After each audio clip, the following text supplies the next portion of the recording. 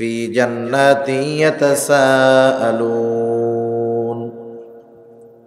عن المجرمين ما سلككم في سقر قالوا لم نك من المصلين আল্লাহ রাব্বুল আলামিন জানায় দেন, জান্নাতীরা জাহান্নামীদেরকে জিজ্ঞাসা করবে, মা সালাকাকুম ফি সাকার, কোন জিনিস তোমাদেরকে জাহান্নামে আনলো, জাহান্নামে আসার কারণটা কি? এইবার জাহান্নামীরা তাদের জাহান্নামে যাওয়ার চারটি কারণ বলবে। এক নম্বর বলবে, আল্লাহ তাআলা বলেন, ক্বালু লাম নাকু মিনাল মুসাল্লিন, তারা বলবে আমরা জাহান্নামে আসার কারণ হলো আমরা মুসল্লি ছিলাম না। কি ছিলাম না? মুসল্লি কাকে বলে? সপ্তাহে একদিন এসে হাজিরা দেয় মুসল্লি, হ্যাঁ, বছরে একদিন আসে মুসল্লি। আরে সাপ্তাহিক মুসল্লির দাপট বেশি থাকে, তাই না? দেখবেন আসে মসজিদে সপ্তাহে একদিন, কিন্তু পটপট করে বাজে। একটা প্রবাদ আছে, খালি কলসি বাজে বেশি। যেইটা ওই সাপ্তাহিক আর বাৎসরিক আর জানাজার নামাজের মুসল্লি, এটা পটপট করে বেশি। নামাজি যে ওয়াজ না পারে, বেনামাজি তার চাইতে বেশি ওয়াজ পারে। খোঁজ নিয়ে দেখেন। জাহান্নামীরা তাদের জাহান্নামে যাওয়ার এক নাম্বার কারণ বলবে আমরা মুসল্লি ছিলাম না। তাহলে যেহেতু জাহান্নামীরা মুসল্লি নয়, আমাদেরকে মুসল্লি হতে হবে।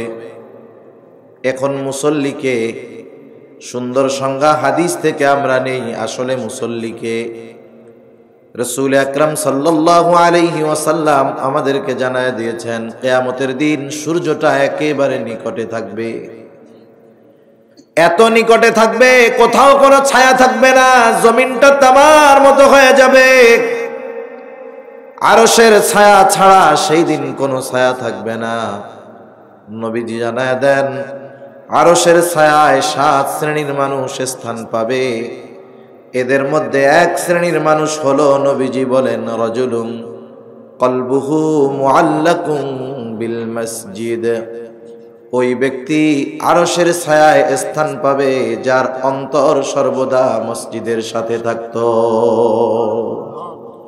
সে মসজিদে থাকতো, বিষয়টা এমন নয়, বরং তার অন্তর মসজিদে থাকতো। একটু বলেন তো, যার অন্তরে, যার চিন্তায় সব সময় মসজিদ, আজান হলে সে মসজিদের বাইরে থাকবে? নামাজ বাদ দিবে? সে যেখানেই থাক সে নামাজ পড়বে। সেজন্য প্রকৃত মুসল্লি হওয়ার দরকার। মুসল্লি হলে দুনিয়ারও লাভ, আখিরাতেরও লাভ। নামাজি হলে দুনিয়ারও লাভ, আখিরাতেরও লাভ। কারণ নামাজ হলো এমন এক ইবাদত, এটা তো দ্বীনের অন্যতম স্তম্ভ, ইসলামের রুকন। ইসলামের ভিত্তি হলো 5টি, এর মধ্যে দ্বিতীয়তে হলো নামাজ। কালিমার পরেই নামাজ। শুধু তাই নয়, নবীজি জানায় দেন, নামাজি হলো দ্বীন প্রতিষ্ঠাকারী, বেনামাজি দ্বীন ধ্বংসকারী। আল্লাহর নবী বলেন, আসসালাতু ইমাদুদ্দিন, মান আকামাস সালাতা ফাকাদ আকামাদ্দিন ওয়া মান তারাকাহা ফাকাদ হাদামাদ্দিন। নবীজি বলেন, নামাজ হলো দ্বীনের স্তম্ভ। যে নামাজ কায়েম করলো সে দ্বীন প্রতিষ্ঠা করলো।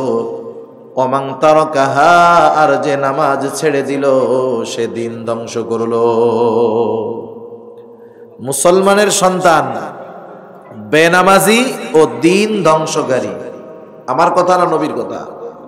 তাহলে চিন্তা করেন যে মুসলিম ঘরের সন্তান দ্বীন ধ্বংসকারী, ওইটা মরার পরেও তো ওরে মুসলিম পদ্ধতিতে আমরা দাফন কাফন করব। সেজন্য আমাদেরকে নামাজি হতে হবে, মুসল্লি হতে হবে। মুসল্লি হলে দুনিয়ারও লাভ, আখিরাতেরও লাভ।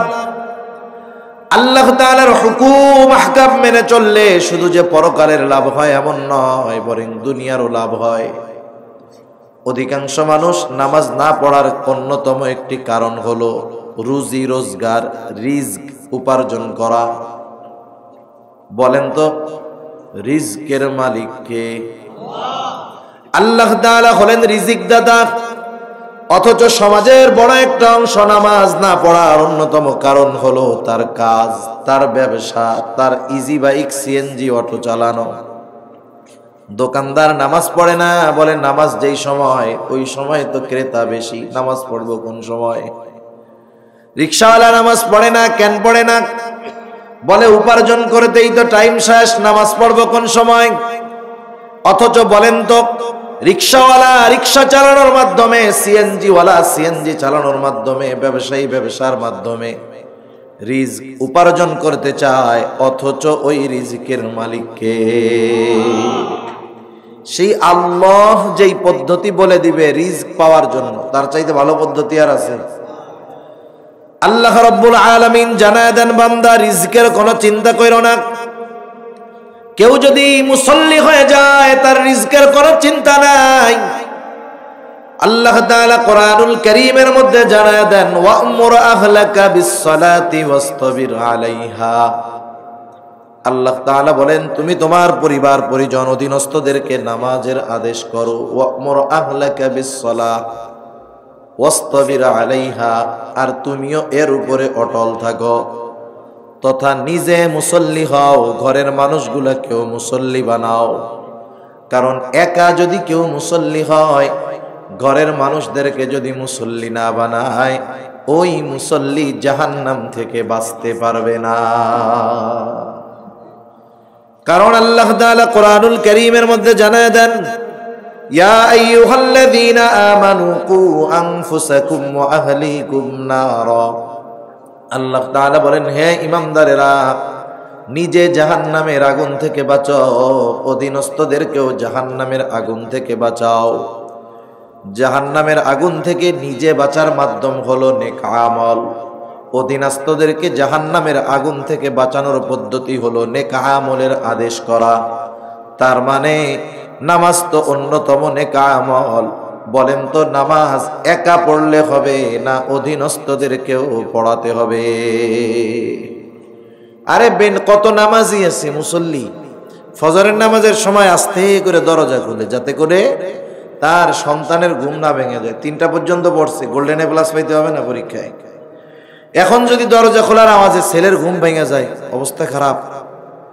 এই বাপ নামাজে আসতেছে কেন? জাহান্নাম থেকে বাঁচার জন্য। কি জন্য? জাহান্নাম থেকে বাঁচার জন্য শীতের রাতে কষ্ট করে মসজিদে আসতেছে। আর ছেলের জানি ঘুম না ভেঙে যায়, এই জন্য আস্তে দরজা খুলতেছে। কাজটা কেমন জানেন? বাপ আস্তে করে জান্নাতে আসতেছে, আর ছেলেদেরকে জাহান্নামের মধ্যে রেখে আসতেছে। আবার বাপ মনে করতেছে আমি একা জান্নাতে যা বাইচা যাব, তা না। ওই পোলা যদি জাহান্নামে যায়, ও বাপরে আগে টান দিবে, আল্লাহরে বলবে, আল্লাহ আমি যাওয়ার আগে ওরে আগে নেন। সেজন্য নামাজি একা হলে হবে না, ঘরের মানুষদেরকে নামাজি বানাতে হবে। তাইলে লাভ কি? আল্লাহ তাআলা বলেন, ওয়া'মুর আহলাকা বিস-সালাতি ওয়াসতাবির আলাইহা লা নাসআলুকা রিজকা। নামাজ নিজে পড়ো, ঘরের মানুষদেরকে নামাজের আদেশ করো, মুসল্লি নিজে হও, পরিবারকে বানাও। আল্লাহ তাআলা বলে, বান্দা আমি তো তোমাদের কাছে রিজিক চাই না।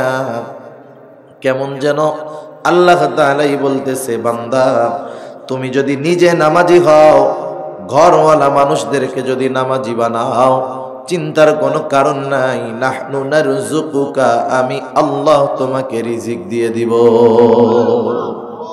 এ কথাটা কার? আল্লাহ তাআলা। অথচ উনি রিজক উপার্জন করতে গিয়ে নামাজ পড়ে না। চিন্তা করে দেখেন, একজন পড়ে না, পরীক্ষার সময় কাছে আইছে, একেবারে নিকটে, পড়স না কেন? পরীক্ষার টেনশনে পড়াশোনা সব শেষ। ওর কাজটা এরকম, ও রিজিক উপার্জন করতে চায়, উত্তম রিজিক চায়, প্রশস্ত রিজিক চায়, কিন্তু ওই রিজিক অর্জন করতে গিয়ে নামাজ পড়তে পারে না। আর আল্লাহ বলেন, নামাজ নিজে পড়ো, নামাজি হও, ঘরওয়ালাদেরকে নামাজি বানাও, আমি আল্লাহ তোমাদের রিজিক দিয়ে দিব। সুবহানাল্লাহ। সেজন্য মুসল্লি হলে শুধু পরকারের লাভ না, দুনিয়ারও লাভ আছে। সেজন্য আমরা মুসল্লি হব। আল্লাহ তৌফিক দান করুন। অল্প সময়, 10-12 মিনিটের মধ্যে শেষ হয়ে যাবে। 2 নাম্বার, জাহান্নামীরা তাদের জাহান্নামে যাওয়ার দ্বিতীয় কারণ হিসাবে বলবে, ওয়ালাম নাকুনু তুইমুল মিসকিন, আমরা মিসকিনদেরকে খানা দিতাম না। তাহলে দেখেন, মিসকিনদেরকে খানা না দেওয়া এটা জাহান্নামীদের কাজ। সাধারণভাবে খানা খাওয়ানো এটা কিন্তু ফজিলতের কাজ। রাসূল আকরাম সাল্লাল্লাহু আলাইহি ওয়াসাল্লামের কাছে একজন সাহাবী আসতে জিজ্ঞাসা করে, ইয়া রাসূলুল্লাহ, হে আল্লাহর রাসূল, আইয়ুল ইসলামি খাইর, ইসলামের মধ্যে সর্বোত্তম কাজ কোনটা? নবীজি সাল্লাল্লাহু আলাইহি ওয়াসাল্লাম ছিলেন উম্মতের রূহানি ডাক্তার। একই প্রশ্ন যদি একাধিক ব্যক্তি করত, অবস্থার আলোকে নবীজি এক একজনের জন্য এক এক রকম জবাব দিতেন। এই লোকের ক্ষেত্রে নবীজি বললেন, তুতঈমুত তাআম ওয়া তাকরাউস সালাম আলা মান আরাফতা ওয়া মান লাম তারিফ। তুমি মানুষকে খানা খাওয়াও আর পরিচিত অপরিচিত সবাইকে বেশি বেশি সালাম দাও। এই হাদিসের মাধ্যমে এটা জানা গেল যে সাধারণভাবে মানুষকে খানা খাওয়ানো উত্তম কাজ। পরিচিত হোক অপরিচিত হোক, ধনী হোক গরিব হোক, দেশি হোক বিদেশি হোক, ভালো হোক মন্দ হোক, খানা খাওয়ায় যদি কেউ আল্লাহর জন্য, আল্লাহর সন্তুষ্টির জন্য, এটা ফজিলতের কাজ। কিন্তু কেউ যদি দুনিয়ার স্বার্থে খানা খাওয়ায়, যেমন এখন দাওয়াত দিয়ে আশা করে যে দাওয়াত করে দিলে 5,000 পাওয়া যাবে, বিয়ের দাওয়াত, এসব দাওয়াত দেয় না, এখন টাকার আশায় দেয়। এইসব খাওয়ানোর মধ্যে কোনো ফজিলত নাই। সাহাবায়ে কেরাম খাওয়াইছেন আল্লাহর জন্য। আমরা তো অনেক সময় মানুষের উপকার কইরা আমার উপকার না করুক, কমপক্ষে এতটুকু আশা করি যে সে আমাকে একটা থ্যাঙ্কস দিবে, ধন্যবাদ দিবে আর কি। বলে না যে ওর এই উপকারটা করলাম, কেমন লোকের লোক দেখছস, একটু ধন্যবাদও দিল না, বলে না এরকম? এই যে উপকারটা করলো কোনো লাভ হয় নাই, ধন্যবাদের আশায় করছে, আল্লাহর জন্য করে নাই। সাহাবায়ে কেরাম খানা খাওয়াইতেন, তবে দুনিয়ার স্বার্থে নয়। কার জন্য? আল্লাহর জন্য। আল্লাহ তাআলা কোরআনুল কারীমের মধ্যে বলেন, ইন্নামা নুতঈমুকুম লিওয়াজহিল্লাহি লা নুরিদু মিনকুম জাযাআও ওয়ালা শুকুরা। আল্লাহ তাআলা বলেন, তারা খানা খাওয়ায়, তারা বলে ইন্নামা নুতঈমুকুম লিওয়াজহিল্লাহ, আমরা তোমাদেরকে আল্লাহর জন্য খানা খাওয়াই, যেহেতু আল্লাহর জন্য খাওয়াই। লা নুরিদু মিনকুম জাযাআ, তোমাদের কাছে আমরা কোনো প্রতিদান চাই না, প্রতিদান তো বহুদূর। ওয়ালা শুকুরা, তোমাদের কাছে কৃতজ্ঞতাও চাই না, ধন্যবাদও চাই না। কারণ এই খাবার আল্লাহর জন্য খাওয়াইছি, আমরা পূর্ণ প্রতিদান যার কাছে চাই তিনি কে? আমরা আল্লাহর কাছে চাই।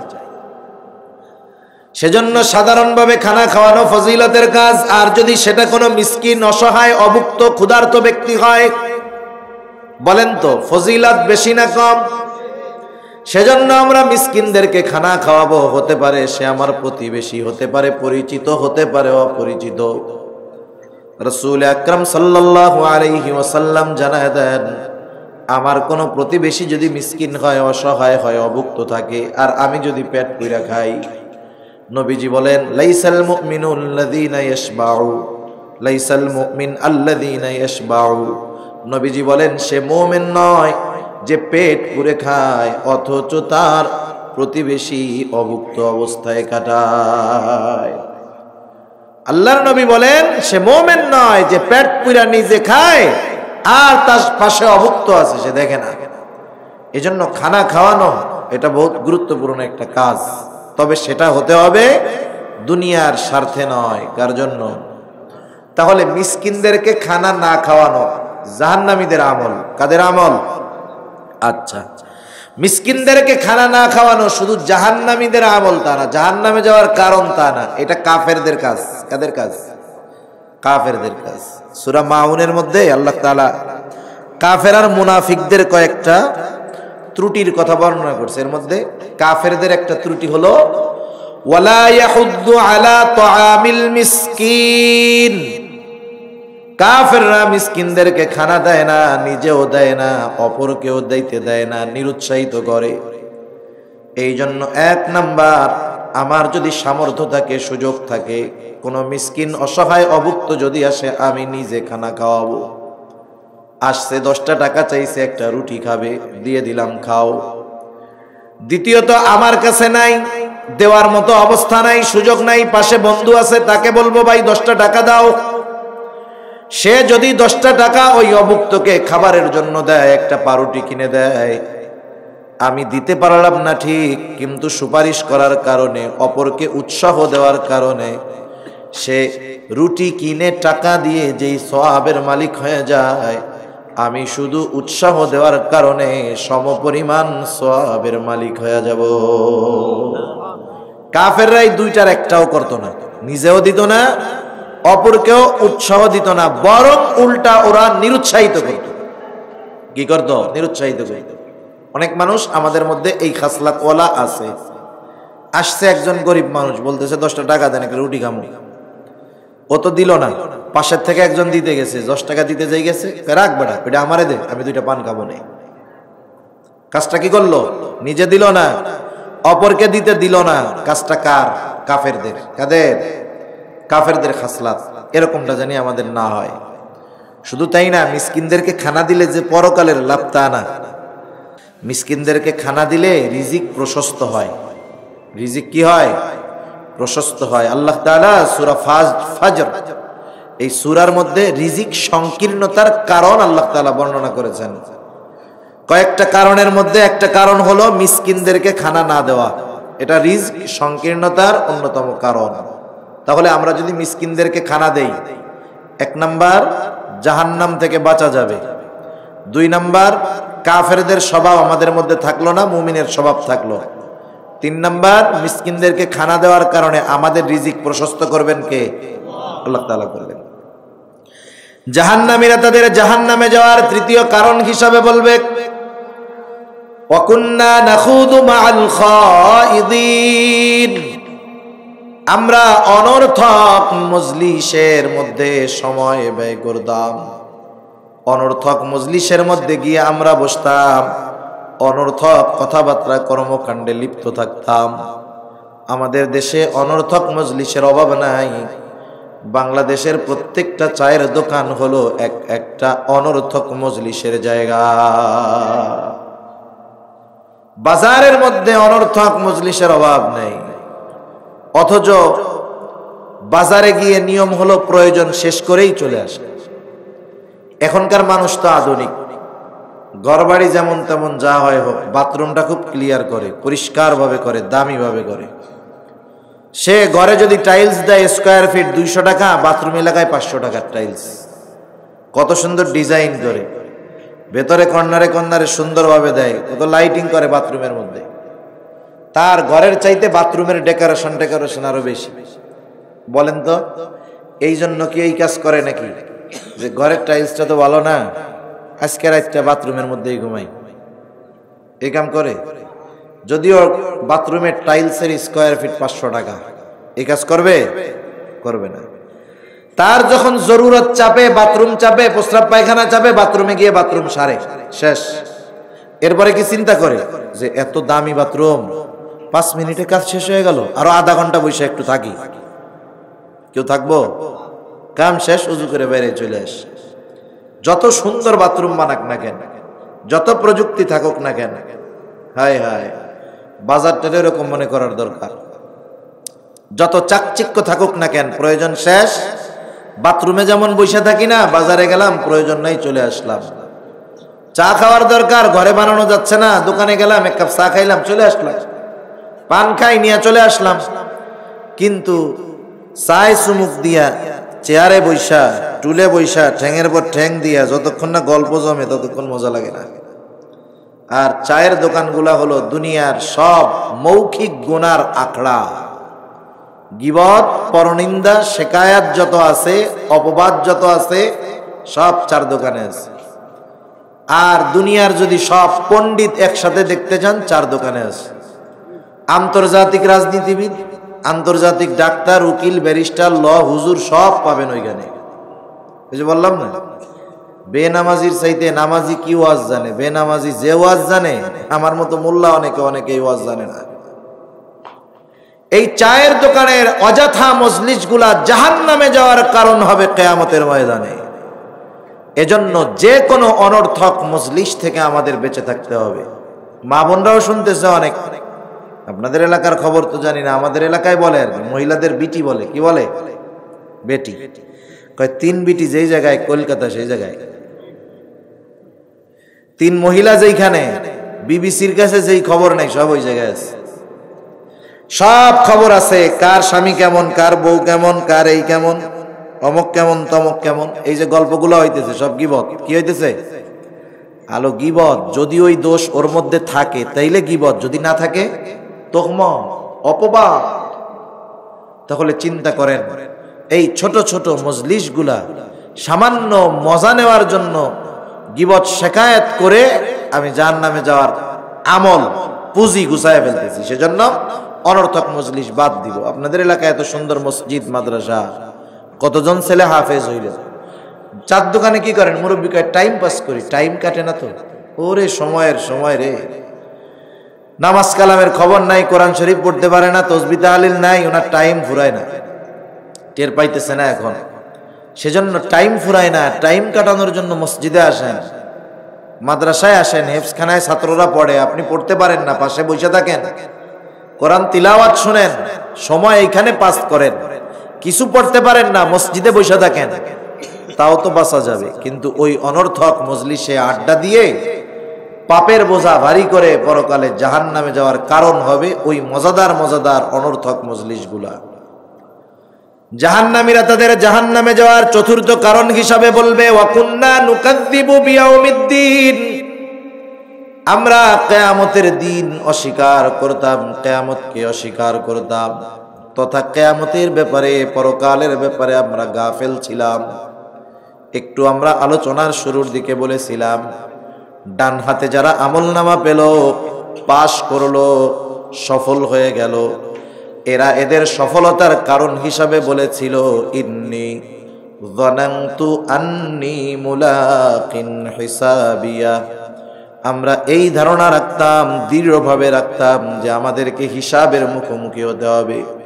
বলেন তো, ওরা ডান হাতে আমলনামা তথা ফলাফল পাইল কিয়ামতে, কিন্তু হিসাবের সম্মুখীন হতে হবে এই ধারণা কি মরার পর ছিল নাকি দুনিয়ায় ছিল? এই যে পরকালের উপরে বিশ্বাস, যে কিয়ামতে আল্লাহর সামনে আমার আমলের হিসাব দিতে হবে, এই বিশ্বাস তাকে ভালো কাজের দিকে নিয়ে গেছে, এই বিশ্বাস তাকে গুনার থেকে বাঁচতে সাহায্য করেছে। এই জন্য পরকালের প্রতি যার বিশ্বাস যত দৃঢ়, দুনিয়ার আমল কর্ম তার তত সুন্দর। সেজন্য আখিরাতের প্রতি দৃঢ় বিশ্বাস রাখা, আখিরাতের প্রতি বিশ্বাস রাখা, এটা ঈমানের 6 ভিত্তির একটি। ঈমানের ভিত্তি কয়টা? 6টা। ইসলামের ভিত্তি কয়টা? 5টা। ঈমানের ভিত্তি কয়টা? 6টা। ইসলামের ভিত্তি 5টার প্রথমটা, এই কথার সাক্ষ্য দেওয়া আল্লাহ ছাড়া কোনো ইলাহ নাই, মুহাম্মদ রাসূলুল্লাহ সাল্লাল্লাহু আলাইহি ওয়াসাল্লাম আল্লাহর রাসূল। এটা হলো মূলত ঈমান। এটা মূলত কি? ঈমান। সেজন্য ইসলামের 5 ভিত্তির প্রথমটা হলো ঈমান। আর ঈমানের ভিত্তি কয়টা? 6টা। আমরা সবাই যারা মক্তবে পড়ছি, ছোটবেলায় পড়ছি, আমানতু বিল্লাহি ওয়া মালাইকাতিহি ওয়া কুতুবিহি ওয়া রুসুলিহি ওয়াল ইয়াউমিল আখিরি ওয়াল কদরি খাইরিহি ওয়া শাররিহি মিনাল্লাহি তাআলা ওয়াল বাসি বাদাল মাউত। 7টি কালিমা আমরা এখানে পড়তাম। এর মধ্যে 5 নম্বরটা ওয়াল ইয়াউমিল আখিরি, আর 7 নম্বরটা হলো ওয়াল বাসি বাদাল মাউত, মৃত্যুর পরে পুনরায় পুনরুজ্জীবিত হওয়ার উপর। এই 5 নম্বর আর এই 7 নম্বর, এই 2টা মিলে মূলত একটা 2 in 1। সেই হিসাবে ঈমানের ভিত্তি হলো 6টা। ঈমানের এই 6 ভিত্তির কোনো একটাকে যদি কেউ অস্বীকার করে, নিঃসন্দেহে তার ঈমান থাকবে না। ওয়াল ইয়াউমিল আখিরি, এটা অনেকগুলা বিশ্বাসের সমন্বয়ে একটা। আখিরাত সম্পৃক্ত যত বিষয় আছে, মিজান, পুলসিরাত, জান্নাত, জাহান্নাম, এগুলা সব আখিরাতের প্রতি বিশ্বাসের অংশ। কেউ আখিরাত বিশ্বাস করে কিন্তু শুধু একটা বিশ্বাস করে না, যে মিজান নাই। এখন যদি এই অবিশ্বাস করে, আখিরাতের সব বিশ্বাস করে, একটা জুজ, একটা অংশ বিশ্বাস করে, ঈমান থাকবে? থাকবে না। এজন্য আখিরাতের প্রতি দৃঢ় বিশ্বাস আমাদের থাকতে হবে। যদি থাকে তাহলে কি হবে? দুনিয়ার আমল সুন্দর হবে, দুনিয়ার কাজ সুন্দর হবে। এখন জাহান্নামীরা বলল, এই 4টা কাজ আমাদের ছিল, মুসল্লি ছিলাম না, আমরা মুসল্লি হব। ওরা মিসকিনদের খানা দেয় নাই, আমরা মিসকিনদের খানা দিব। ওরা অনর্থক মজলিসে সময় ব্যয় করছে, আমরা করব না। ওরা আখিরাতের প্রতি অবিশ্বাস রেখেছে, আমরা আখিরাতের প্রতি দৃঢ় বিশ্বাস রাখব। যদি না হয় কি হবে? কাফেররা বলতেছে এইভাবে চলতেছে জিন্দেগি, নামাজও পড়ে না, মিসকিনদের খানাও দেয় না, অনর্থক মজলিসে সময় ব্যয় করে, আখিরাতের প্রতি উদাসীন, এভাবে জিন্দেগি চলতেছে চলতেছে চলতেছে। ওর তো একটা মেয়াদ আছে, ঠিক না? এইবার হঠাৎ করে মেয়াদ শেষ। হঠাৎ কি হয়েছে? মেয়াদ শেষ। এবার বলতেছে হাত্তা ইয়াতিয়াকাল ইয়াকিন ওয়া কুন্না নুকাযযিবু বিয়াউমিদ্দিন হাত্তা আতানাল ইয়াকিন। দৃঢ় সত্য এসে হাজির হলো, তার মানে মৃত্যু এসে হাজির হয়ে গেল, মরণ হয়ে গেল, তাওবার আর কোনো সুযোগ নাই। আমার দুনিয়ার বদআমল আমাকে জাহান্নামে নিয়ে আসলো। সেজন্য দুনিয়ার আমল সুন্দর করতে হবে। মরার পর মানুষ আফসোস করবে, কিন্তু আফসোস করে কোনো কাজ হবে? কাজ হবে না। এজন্য মৃত্যুর আগে মৃত্যুর প্রস্তুতি নিতে হয়, মৃত্যুর আগে মৃত্যুর প্রস্তুতি নিতে হয়। আফসোস জানি মরার পরে না করা লাগে। আল্লাহ তাআলা এজন্য বলেন ইয়া আইয়ুহাল্লাযীনা আমানু লা তুলহিকুম আমওয়ালুকুম ওয়ালা আওলাদুকুম আন যিকরিল্লাহ। হে ঈমানদারেরা, লা তুলহিকুম আমওয়ালুকুম ওয়ালা আওলাদুকুম আন যিকরিল্লাহ। তোমাদের সন্তান সম্পদ তোমাদেরকে যেন আল্লাহর জিকির থেকে গাফেল না বানায় দেয়। ফায়াকুলা রাব্বি লাউলা আখখারতানি ইলা আজালিন করিব ফাআসাদদাক ওয়া আকুম মিনাস সালিহিন। নাইলে কি হবে জানো? যখন মরে যাবা, ভালো কাজ করো নাই, দান সাদকা সহ ভালো আমলগুলা করো নাই, যখন মরে যাবে কি হবে? লাউলা আখখারতানি ইলা আজালিন করিব। আরে আল্লাহ, আমার আরেকটু অবকাশ দিতেন, আবার একটু যদি দুনিয়ায় পাঠাইতেন। ফাআসাদদাক ওয়া আকুম মিনাস সালিহিন। আমরা দান সদকা তো করতাম, একবারে সৎ কর্মশীলদের অন্তর্ভুক্ত হয়ে যেতাম। এখন বলেন, ওই মরার পরে আফসোস করবে, আবার একটু দুনিয়ায় আসতে চাইবে, ভালো কাজ করতে চাইবে, কিন্তু মরার পরে এই সুযোগ আর আসবে? সেজন্য ওই দৃঢ় সত্য হাত্তা আতানাল ইয়াকিন, আল ইয়াকিন আসার আগে, দৃঢ় সত্য আসার আগে আমাদের জীবন পরিবর্তন করার দরকার, ভালো কাজ করার দরকার। আল্লাহ তৌফিক দান করুক, সকলে বলি আমিন। সম্মানিত উপস্থিতি, আসলে এ দুনিয়াতে আমরা কেউ চিরদিন থাকতে পারবো না। এটা এমন এক সত্য যে আমাদের দুনিয়া ছেড়ে যেতে হবে, মরতে হবে। দুনিয়ার অনেক মানুষ অনেক সত্য বিশ্বাস করে না। যেমন আসমান জমিনের স্রষ্টা কে?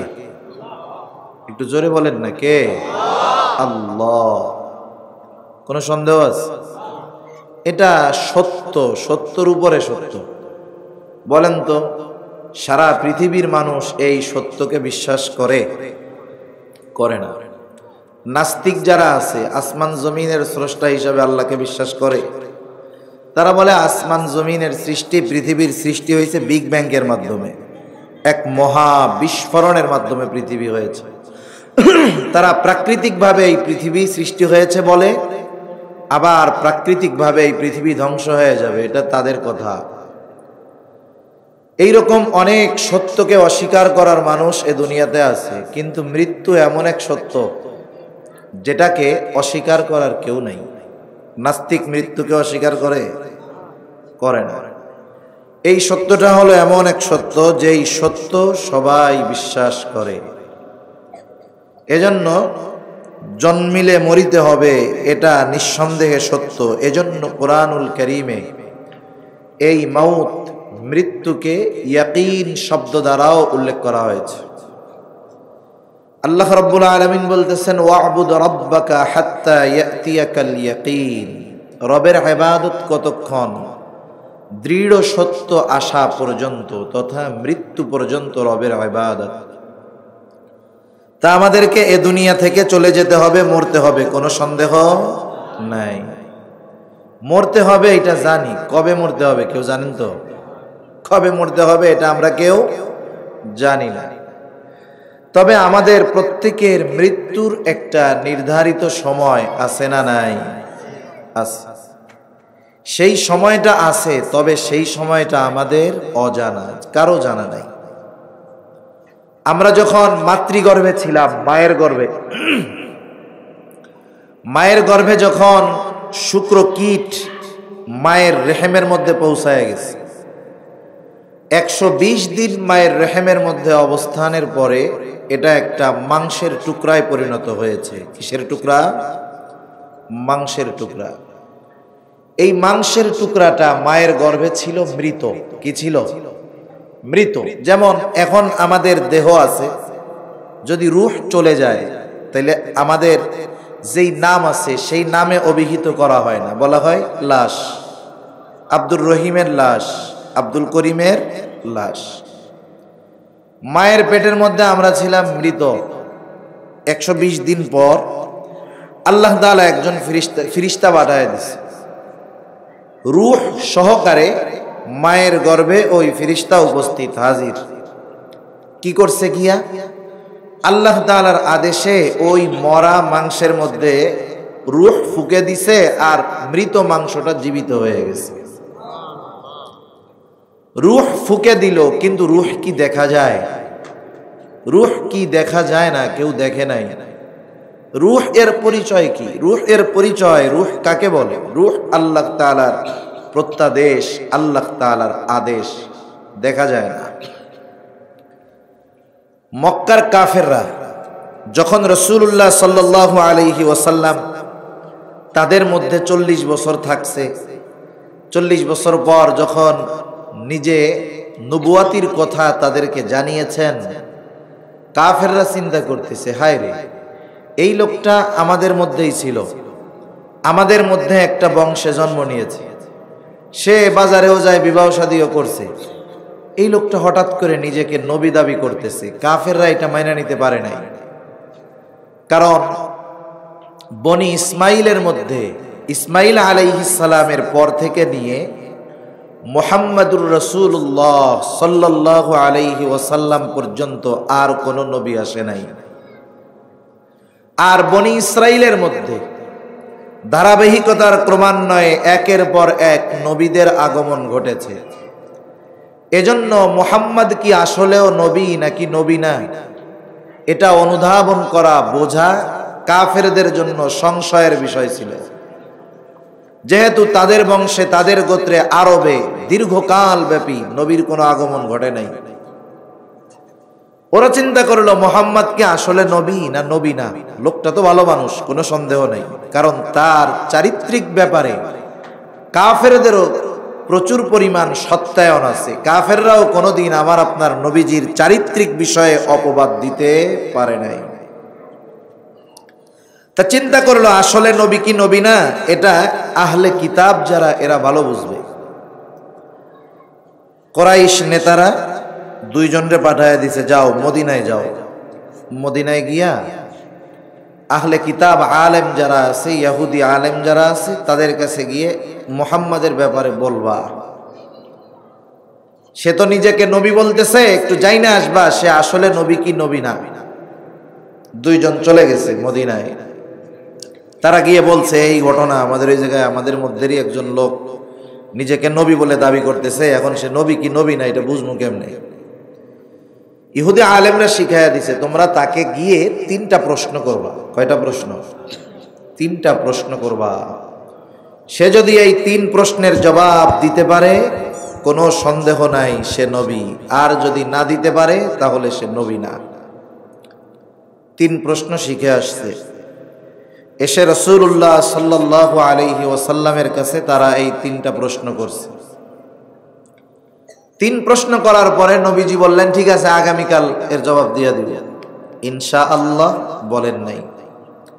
যাই হোক, ইনশাআল্লাহ না বলার কারণে ওহী আসতে বিলম্ব হলো। কাফেররা আনন্দ উৎসব শুরু করে দিছে যে নবুয়াতি শেষ। তা যাই হোক, আল্লাহ তাআলা এক সময় এই 3 প্রশ্নের জবাব সহকারে জিবরাইল আলাইহিস সালামকে পাঠায়া দিলেন।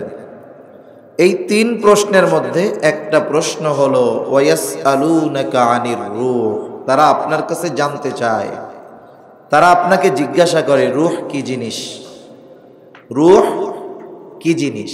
আল্লাহ তাআলা বলেন ওয়ায়াসআলুনাকা আনির রূহ কুলির রূহু মিন আমরি রাব্বি ওয়ামা উতীতুম মিনাল ইলমি ইল্লা কলিলা। আল্লাহ রাব্বুল আলামিন বলেন তারা আপনার কাছে জিজ্ঞাসা করে, জানতে চায় রূহ কি জিনিস। আপনি জবাব দিয়ে দেন, আপনি জানিয়ে দেন কুলির রূহু মিন আমরি রাব্বি, রূহ হলো আমার রবের একটা প্রত্যাদেশ, আমার রবের একটা আদেশ। বলেন তো আদেশ এটা কি দেখা যায় নাকি? এখন যদি কেউ রূহ নিয়ে অ্যানালাইসিস করে, গবেষণা করে, সে তো কিছু দেখবে না, বুঝবে না। আল্লাহ রাব্বুল আলামিন এই জন্য আগের থেকে জানায়া দিলেন, বান্দা সব কিছু তোমাদের বোধগম্য হবে না। কিছু বিষয় আছে এগুলা অ্যানালাইসিস করার মতো যোগ্যতা, জ্ঞান তোমাদেরকে দেওয়া হয় নাই। তোমরা নিজেদের কত জ্ঞানী মনে করো। আল্লাহ তাআলা বলেন ওয়ামা উতীতুম মিনাল ইলমি ইল্লা কলিলা, তোমাদেরকে অতি সামান্য জ্ঞান দেওয়া হয়েছে। বলেন শুধু সামান্য না অতি সামান্য? অতি সামান্য জ্ঞান দেওয়া হয়েছে। অতি সামান্য বলতে কতটুকু, এটা আমরা আরেকটা ঘটনার থেকে বুঝতে পারবো। ঘটনা পুরানা অংশ হইলেই বোঝা যাবে। কোরআনুল কারীমের মধ্যে সফরের ঘটনা আছে, শিক্ষা সফর। শিক্ষা সফর বোঝেন না? যায় না আপনাদের এই জায়গা থেকে শিক্ষা সফরে? কক্সবাজার যায়, টেকনাফ যায়, সেন্ট মার্টিন যায়, সিলেটে যায়। এই ধরনের শিক্ষা সফরের মধ্যে শিক্ষা না, কুশিক্ষায় ভরা। এখানে নীতি নৈতিকতার কোনো শিক্ষা থাকে না, সব অনৈতিকতায় ভরা। শিক্ষা সফর হলো হিজরতের সফর। শিক্ষা সফর মূসা আর খিজির আলাইহিমাস সালাম, এই দুইজন শিক্ষা সফরে বেরিয়েছেন। মূসা আলাইহিস সালাম বলছে, জিজ্ঞাসা করছে এক বক্তব্যের পরে, সবচেয়ে বড় আলেম কে? যেই নবী যেই উম্মতের উপরে প্রেরিত হয়েছেন, আল্লাহ তাআলা ওই নবীকে ওই উম্মতের মধ্যে সর্বাধিক জ্ঞানী করেই আল্লাহ তাআলা পাঠান। উনি এই দৃষ্টিকোণ থেকে বলছে আমি সবচাইতে জ্ঞানী। কিন্তু আল্লাহ তাআলার নিকটে এই জবাবটা পছন্দনীয় হয় নাই। উনি জানায় দিলেন তুমি জ্ঞানী কইতেছো, তোমার চেয়ে আরো জ্ঞানী আছে। এবার পাঠাইছেন খিজির আলাইহিস সালামের কাছে।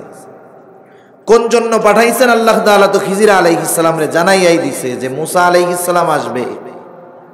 সে নিজেরে বলছে জ্ঞানী।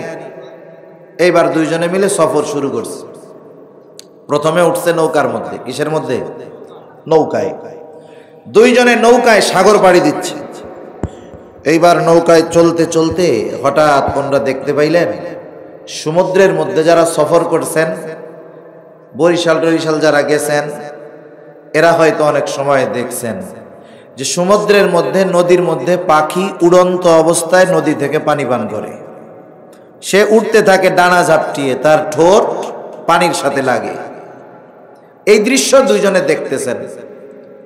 এবার খিজির আলাইহিস সালাম বলতেছেন মূসা, এই যে দৃশ্যটা দেখানোর পরে বলতেছেন মূসা, আল্লাহ তাআলার জ্ঞান, আল্লাহ তাআলার ইলম যদি হয় এই সমুদ্রের সমপরিমাণ, তাহলে ওই পাখির ঠোঁটে সমুদ্র থেকে যতটুকু পানি লেগে আছে ওই পরিমাণ জ্ঞান হলো তামাম দুনিয়ার সব মাখলুকের জ্ঞান।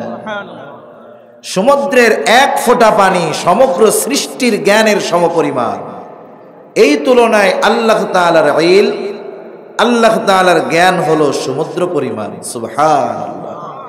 এখন এটুকুর দ্বারা আমরা বুঝতে পারি যে আমাদের জ্ঞান কত অতি সামান্য।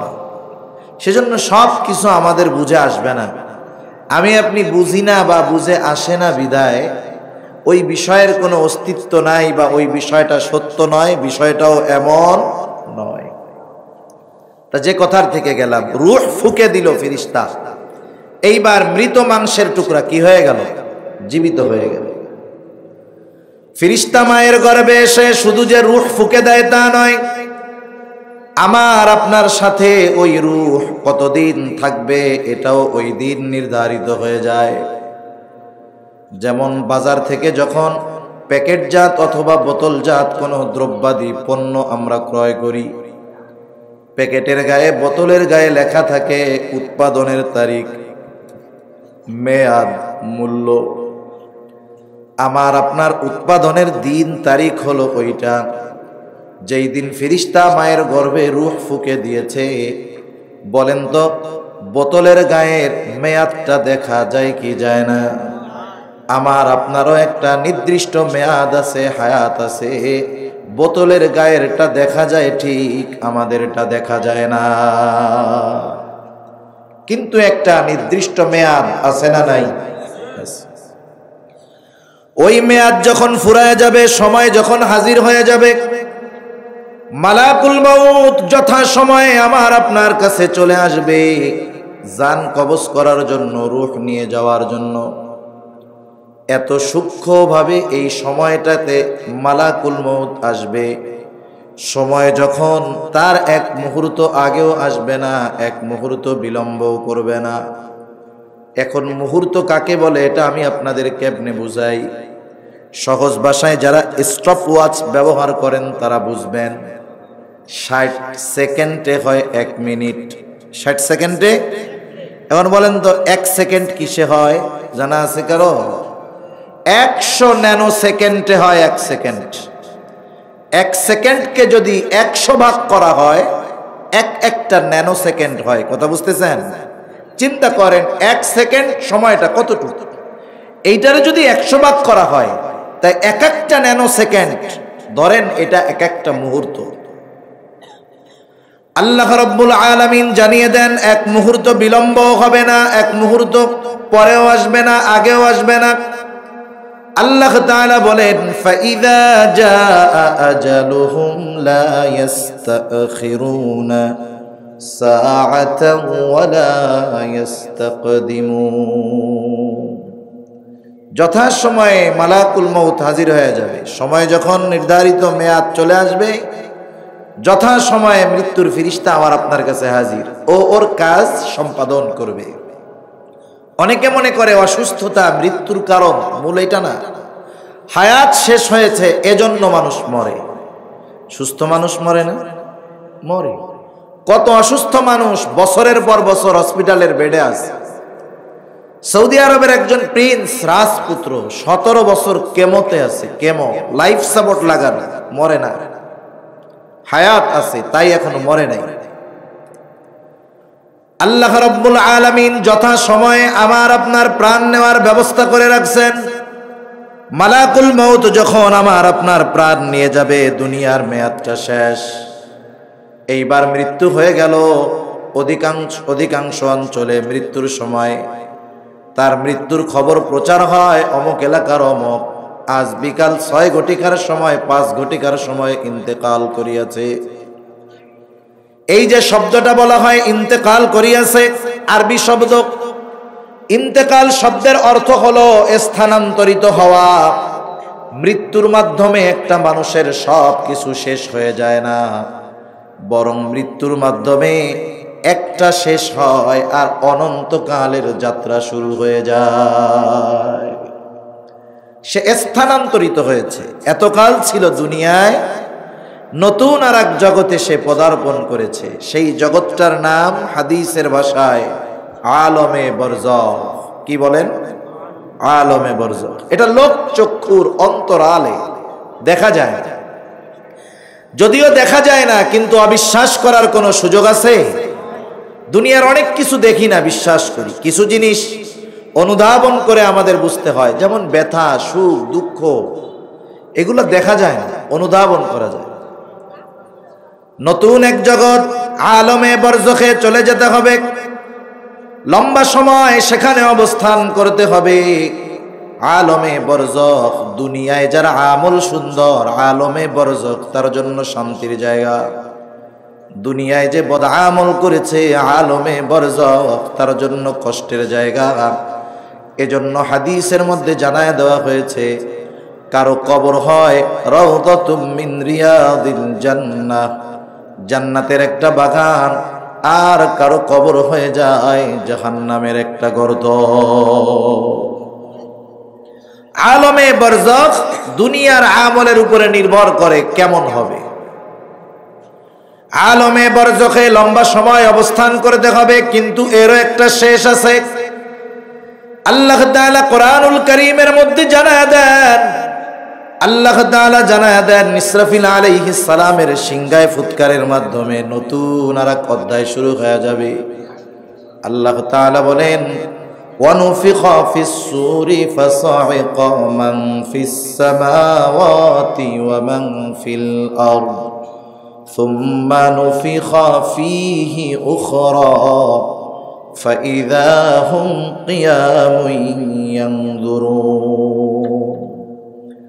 আল্লাহ রাব্বুল আলামিন বলেন প্রথমবার সিংহায় ফুৎকার দেওয়া হবে, ওয়ানুফিখা ফিস সূর ফাসাইকা মান ফিস সামাওয়াতি ওয়া মান ফিল আরদি ইল্লা মান শাআল্লাহ। আল্লাহ রাব্বুল আলামিন জানায় দেন প্রথমবার সিংহায় ফুৎকার দেওয়ার পর আসমান আর জমিনের মাঝে যা কিছু আছে আল্লাহ তাআলা যেগুলো চান সেগুলো ছাড়া সব অজ্ঞান হয়ে যাবে। মুফাসসিরিনে কেরাম লেখেন ওই সিংহায় ফুৎকারের আওয়াজে প্রথম অজ্ঞান হবে, এরপরে মারা যাবে। এই জন্য অজ্ঞানের কথা আগে বলা হয়েছে। প্রথম সিংহায় ফুৎকার দেওয়ার পর আল্লাহ তাআলা যা কিছু চান তা কিছু ছাড়া সব কিছু শেষ। সকলের মৃত্যু হয়ে গেল। প্রথমবার সিংহায় ফুৎকার, দ্বিতীয় সিংহায় ফুৎকারের মধ্যে ব্যবধান কত বছর?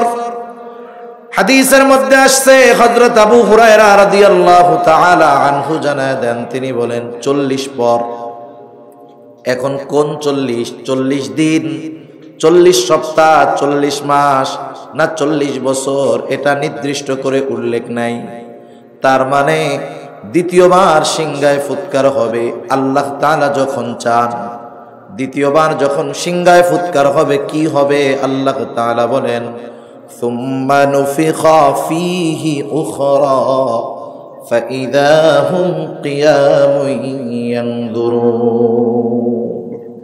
দ্বিতীয়বার সিংহায় ফুৎকার দেওয়ার পর যাকে যেখানে দাফন করা হয়েছে, যাকে যেখানে কবর দেওয়া হয়েছে, সে সেই জায়গা থেকে দাঁড়ায় যাবে, দাঁড়ায় আর তাকাইতে থাকবে এদিকে এদিকে এদিকে।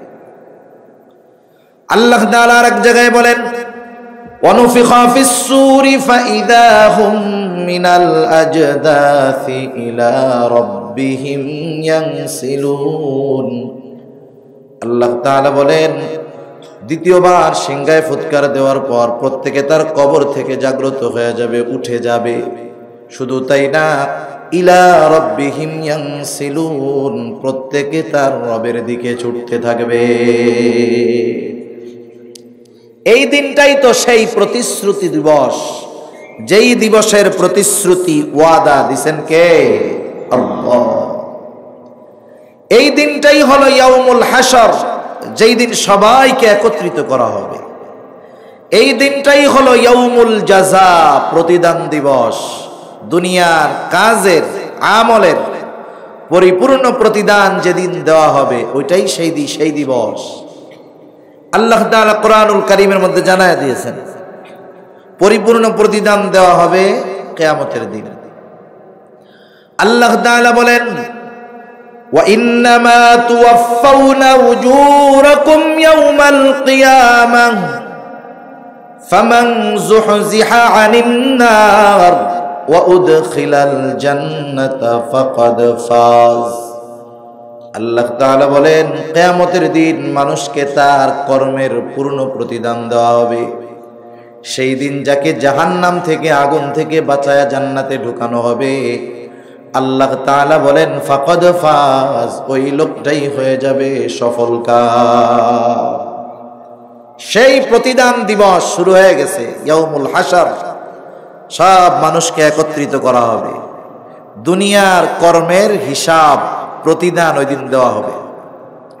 দুনিয়াতে আমরা যেই কাজ কাম করি আর কি, আমল করি, এগুলা সব নিঃশেষ হয়ে যায় না, বরং সব সংরক্ষিত আছে।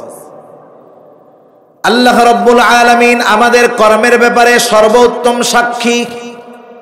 শুধু তাই না, আল্লাহ তাআলা আমাদের কর্মের সাক্ষী হিসাবে এবং আমাদের কর্মগুলো লিপিবদ্ধ করার জন্য আল্লাহ তাআলা প্রত্যেকের সাথে ফেরেশতা নিয়োজিত করে রাখছেন।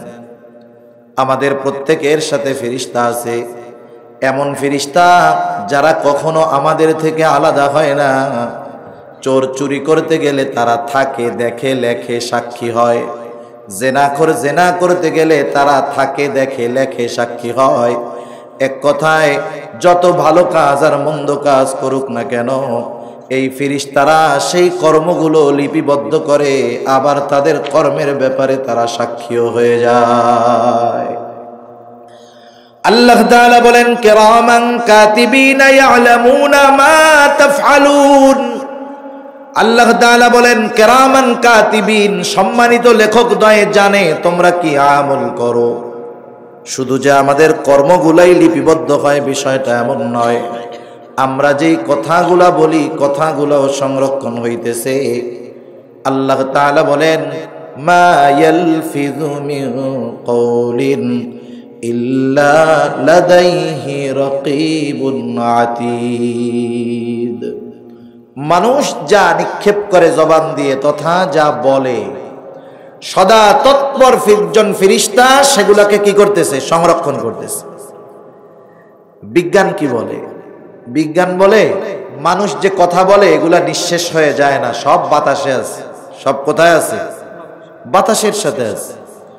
আর এই সুদূর প্রবাসে যারা আছে আমাদের আত্মীয় স্বজন, আমরা যখন ফোনে কথা বলি, দুনিয়ার অপর প্রান্তে আমেরিকা, সেখানে লোকজন থাকে। এখান থেকে আপনি যদি ফোন দেন, হুবহু আপনার কণ্ঠ ওই আমেরিকায় সেকেন্ডের মধ্যে পৌঁছায়া যায়। নেটওয়ার্কিং সিস্টেমের মাধ্যমে পৌঁছায়, ঠিক আছে। নেটওয়ার্ক হলো লাইন ঠিক রাখে নাম্বারের মাধ্যমে, যে কথাটা জায়গা মতন পৌঁছাবে। কিন্তু মাধ্যমটা বাতাস। বাতাসকে ব্যবহার করে নেটওয়ার্ক যথাযথ নম্বরে যথাযথ ব্যক্তির কাছে আমার আপনার কথাটা পৌঁছায়া দেয়। কথাগুলো সব আছে।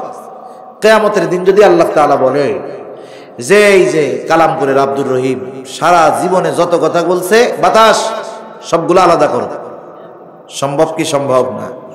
অতীব সহজ এটা আল্লাহ তাআলার কাছে। আমাদের কথাগুলা সংরক্ষিত হচ্ছে, ওই ফেরেশতা আমার কথাগুলা সংরক্ষণ করতেছে, সবগুলা ফাইল আকারে হয়ে যাচ্ছে, আমলনামা আকারে।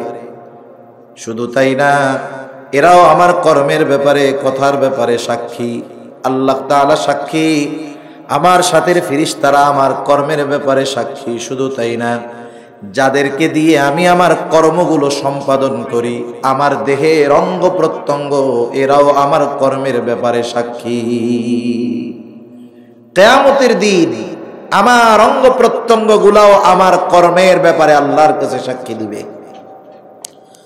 আল্লাহ তাআলা বলেন, আল-ইয়াওমা নাখতিমু আলা আফওয়াহিহিম ওয়া তুকাল্লিমুনা আইদিহিম ওয়া তাশহাদু আরজুলুহুম বিমা কানু ইয়াকসিবুন। আল্লাহ রাব্বুল আলামিন বলেন, আল-ইয়াওম, আজকের এই দিন অর্থাৎ কিয়ামতের দিন, নাখতিমু আলা আফওয়াহিহিম, আমি তাদের মুখের উপরে মোহর মেরে দিব। ওয়া তুকাল্লিমুনা আইদিহিম, আমার সাথে কথা বলবে তাদের হাত। ওয়া তাশহাদু আরজুলুহুম, সাক্ষী দিবে তাদের পা। বিমা কানু ইয়াকসিবুন, এই হাত পা দ্বারা তারা কি উপার্জন করেছে। শুধু হাত বা সাক্ষী দিবে তা নয়, আল্লাহ তাআলা আরেক জায়গায় বলেন, শাহিদা আলাইহিম সামউহুম ওয়া আবসারুহুম ওয়া জুলুদুহুম বিমা কানু ইয়ামালুন। আল্লাহ তাআলা বলেন, সাক্ষী দিবে তাদের কান, সাক্ষী দিবে তাদের চোখ, সাক্ষী দিবে তাদের চামড়া। বলেন তো, দুনিয়াতে একটা মানুষ যত অন্যায় করুক না কেন, যত অপরাধ করুক না কেন, যত পাপ করুক না কেন, হাত পা চোখ অঙ্গ প্রত্যঙ্গ চামড়া কথা বলে নাকি? কোনো কথা বলে না, বিরক্ত হয় না, সিগন্যালও দেয় না। কিন্তু কিয়ামতের দিন যখন তার ব্যাপারে আল্লাহর দরবারে তারা সাক্ষী দিবে, তাদের জবান খুলে যাবে, মানুষগুলো হতবাক হয়ে যাবে, অবাক হয়ে বলবে, কিরে চামড়া, এখন কেমনে তোমরা কথা কও, আমাদের বিরুদ্ধে তোমরা কেন সাক্ষী দাও? মানুষেরা বলবে, ক্বালু লিজুলুদিহিম লিমা শাহিদতুম আলাইনা, কেন তোমরা আমাদের বিরুদ্ধে সাক্ষী দাও? দুনিয়াতে তো কথা বলতে পারতা না, এখন কেমন করে সাক্ষী দিচ্ছ, কথা বলতেছ? জবাব দিবে, ক্বালু আনতাকানাল্লাহ, আজকে আমাদের কথা বলার ক্ষমতা দিবেন কে? আরেকটু জোরে, কে? আল্লাহ তাআলা দিয়েছেন। এই যে চিন্তাধারা, এত কারো ব্যক্তিগত কথা আমরা বলি নাই, আল্লাহর কথা। ফেরেশতা আছে, আল্লাহ দেখতেছে। আমার কর্ম সম্পাদনের মাধ্যমগুলা তথা আমার অঙ্গ প্রত্যঙ্গ আমার কর্মের ব্যাপারে সাক্ষী দিবে। এই চিন্তা, এই বিশ্বাস আমার আপনার সম্মুখে যদি সব সময় রাখতে পারি, তাহলে গুনাহ করার সময় চিন্তা আসবে। এক নাম্বার, দেখতেছে কে? সবচেয়ে বড় সাক্ষী আল্লাহ তাআলা, কারো আর দরকার নেই। এরপরেও দুই কাঁধের ফেরেশতা আছে না নাই? কি বলতেছি শুনতেছে কে? তারপরেও ওই কথা সংরক্ষণের ফেরেশতা আছে না নাই? আরে এরপরে তো যাদের দিয়ে করছি কাজগুলা, এরাও তো বলার জন্য কিয়ামতে আছে। এই চিন্তা যখন আমি করব গুনাহ করার সময়, গুনাহ করাটা তখন আমার জন্য কঠিন হবে, চিন্তার বিষয় হবে। আর যদি এই বিশ্বাসগুলা তুড়ি মেরে উড়ায়া দেই, তাহলে গুনাহ করতে থাকবো, এক সময় চরম অধপতন ওই গুনাহগারের জীবনে চলে আসবে। ঠিক কিনা বলে?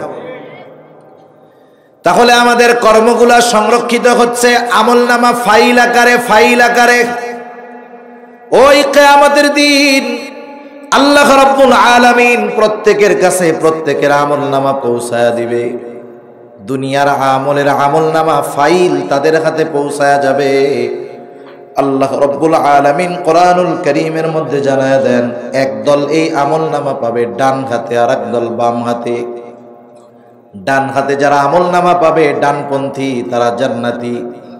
ডান হাতে আমলনামা পাবার পর তাদের অভিব্যক্তি কেমন হবে?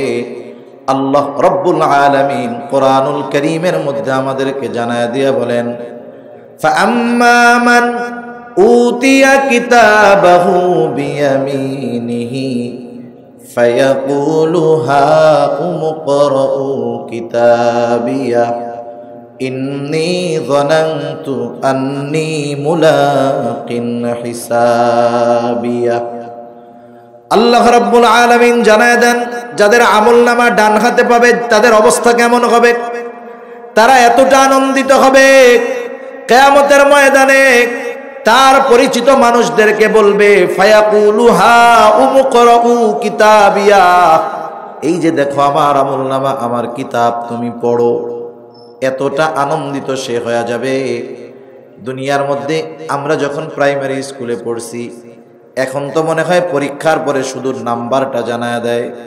আমাদের সময় শুধু নাম্বার জানাইতো এমন নয়, বরং উত্তরপত্রটাও আমাদেরকে দেওয়া হতো। উত্তরপত্র দিয়ে বলা হইতো, তুমি নিজে দেখো তুমি কি লেখছো, তুমি নিজে দেখো কি লেখছো। আবার বলতো, এইটা বাসার থেকে অভিভাবকের সিগনেচার নিয়ে আসবা। যে মনে করেন 100-র মধ্যে 95 পাইছি, ও তো খুশিতে দেখাইতো যে দেখ আমি এই যে 95 পাইছি, ঠিক মতো লেখাপড়া করছিলাম, অঙ্কগুলা স্যার যেভাবে বলছে সেভাবে করছিলাম, খুশিতে খাতা 12 জনরে দেখায় সে। এইবার ওই ডান হাতে আমলনামা পেল, সে তো পাস। সে এবার সকলকে বলবে, এই যে আমার আমলনামা, পড়ো আমার আমলনামা। ডান হাতে আমলনামা কেন সে পেল, সেই কারণটাও কেমন জানি শেষে বলে দিবে, কোন কারণে ডান হাতে আমলনামা পাইল। এইবার সে বলবে, ইন্নী যানানতু আন্নী মুলাকিন হিসাবিয়া। ডান হাতে আমলনামা পেল, তার কারণটা এই যে কারণ যে আমি এই ব্যাপারে দৃঢ় বিশ্বাস রাখতাম যে আমাকে হিসাবের মুখোমুখি হওয়া লাগবে, আমাকে হিসাবের মুখোমুখি হওয়া লাগবে। আমার গোটা জিন্দেগীর কর্মের জবাবদিহিতা আল্লাহর সামনে করতে হবে, এটা আমি দৃঢ়ভাবে বিশ্বাস করতাম। যার কারণে দুনিয়ায় আমল ছিল সুন্দর, তাই আমল নামা কোন হাতে? ডান হাতে। পড়ো আমারটা। সে তো খুশি, সে তো জান্নাতি। এবার বাম হাতে আর একদল আমল নামা পাবে। বাম হাতে যারা আমল নামা পাবে সামনাসামনি তাদেরকে দেওয়া হবে না, তাদেরকে অপদস্থ অপমানিত করার জন্য হাতটাকে বুকের মধ্যে চিরে পেছনের দিকে নিয়ে আসা হবে। পেছন দিক দিয়ে বাম হাতে আমল নামা পৌঁছায়া যাবে। তারা আমল নামা পাবার পর তাদের অভিব্যক্তি হলো, তারা বলবে ওয়া আম্মা মান উতিয়া কিতাবাহু বিশিমালি ফায়াকুলু ইয়া লাইতানি লাম উতা কিতাবিয়া ওয়া লাম আদরি মা হিসাবিয়া। বাম হাতে আমল নামা পাবার পর তারা বলবে ইয়া লাইতানি লাম উতা কিতাবিয়া, হায় রে আমার দুর্ভোগ, আমি যদি এই আমল নামা না পাইতাম কতই না ভালো হইতো। পরীক্ষায় যখন যেই ছাত্রটা ফেল যাইতো, দেখছে অঙ্ক পরীক্ষার মধ্যে পাইছে 2টা গোল্লা, ঘোড়ার ডিম, হাঁসের ডিম, ওই প্রশ্ন উত্তরপত্র পাওয়ার পর সে লজ্জায় সংকুচিত হয়ে যাইত। আর মনে মনে হয়তো এই চিন্তাই করতো, যদি এই পরীক্ষার খাতাটা স্যারের ঘরে আগুন লেগে পুড়ে যাইতো কতই না ভালো হইতো। আমার রেজাল্টটা যদি আমি না জানতাম কতই না ভালো হতো। সে চরম পর্যায়ের লজ্জিত হয়ে যাবে।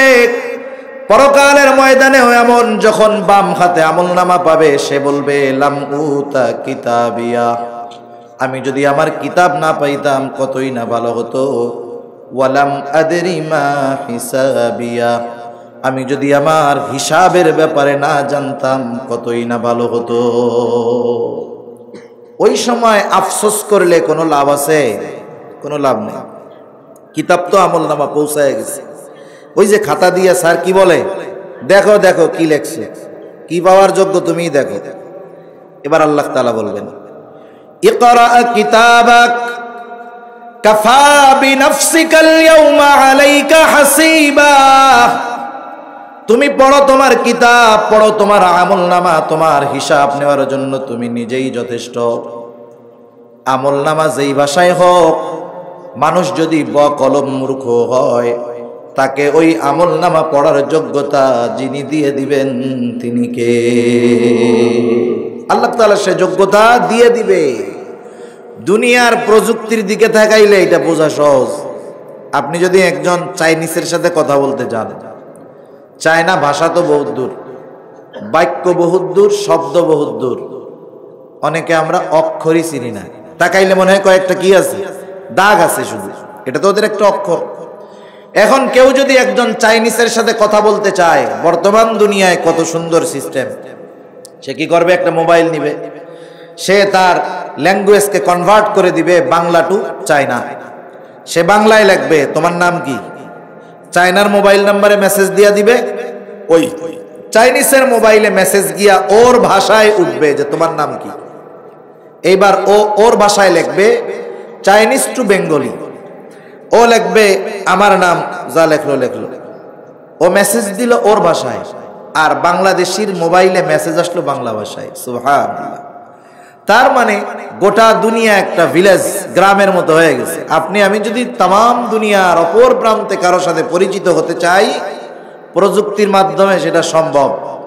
এর দ্বারা এটাও বুঝে আসে কিয়ামতের দিন আল্লাহ তাআলা প্রত্যেককে আমল নামা পড়ার যোগ্যতা দিতে পারবেন তো নাকি?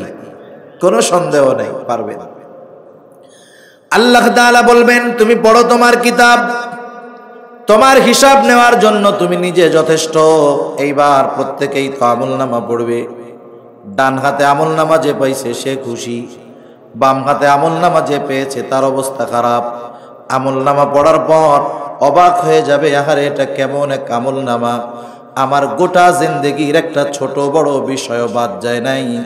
মালি হাদাল কিতাব লা ইউগাদিরু সগীরাতান ওয়ালা কাবীরাতান ইল্লা আহসাহা।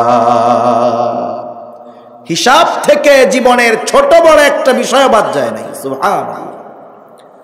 এখন এই ডান হাতে যারা আমল নামা পেল, তাদের কর্ম ছিল ভালো, তারা নাজাত পেয়ে গেল। আর যাদের কর্ম খারাপ, বাম হাতে আমলনামা পেল, তারা তাদের কর্মের নিকটে দায়বদ্ধ, তাদের ঠিকানা হয়ে গেল জাহান্নাম। এই জন্য মানুষ যে আমলগুলা করে সেই আমল অনুযায়ী প্রতিদান আল্লাহ তাআলা দিবেন। বাম হাতে আমলনামা যারা পেল তারা জাহান্নামী, আর ডান হাতে যারা আমলনামা পেল তারা জান্নাতি। জাহান্নামে যাইতে হবে ইল্লা আসহাবাল ইয়ামিন, ডানহাতিরা ছাড়া। এবার জান্নাতীরা জান্নাতে চলে গেল। জান্নাতে যাওয়ার পর সবার, জান্নাতে যাওয়ার আগে সবার মধ্যে চিন্তা পেরেশানি থাকবে। কেমন পেরেশান থাকবে সেই দিন মানুষ, যে নিজের মা যেই সন্তানকে গর্ভধারণ করছে, দুধ পান করিয়েছে, সেই মা চিন্তায় ওই সন্তানের পরিচয়কে অস্বীকার করবে। সুবহানাল্লাহ। ইয়াউমা ইয়াফিরুল মারউ মিন আখিহি ওয়া উম্মিহি ওয়া আবিহি ওয়া সাহিবাতিহি ওয়া বানিহি লিকুল্লি ইমরিইম মিনহুম ইয়াউমা ইযিন শা'নুন ইউগনি। ভাই ভাইয়ের থেকে পালাবে, মা বাবার থেকে পালাবে, স্ত্রী সন্তানদের থেকে পালাবে, প্রত্যেকে সবার চিন্তায় বিভোর, পেরেশান। আমাদের নবীও চিন্তিত, পেরেশান থাকবেন, তবে নবী নিজের জন্য নয়, তার উম্মতের জন্য। এমন কঠিন এক মুহূর্ত যখন জান্নাতে যাবে। জান্নাতে আর টেনশন আছে নাকি? জান্নাতে চিন্তা আছে? আলহামদুলিল্লাহ, হুজুর চলে আসছে, দোয়া হবে। তাই? আচ্ছা আচ্ছা।